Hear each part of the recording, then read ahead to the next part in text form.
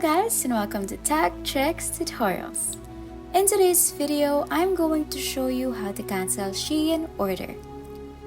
First thing you're gonna do is to launch your Shein app and go to your profile page by clicking on this profile icon at the lower right corner. In this page, go to My Order section and tap on View All.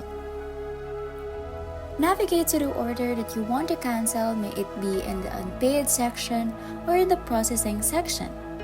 Remember, shipped items cannot be canceled. So if you want to cancel your order, make sure that you do it before it is shipped. Now tap on the order of your choice, and in the order detail page, tap on the Cancel Order button at the bottom.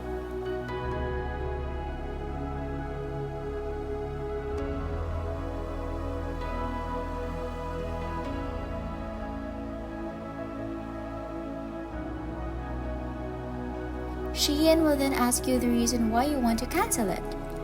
Answer this and then choose Submit. And that's it. You have now successfully canceled a Shein order.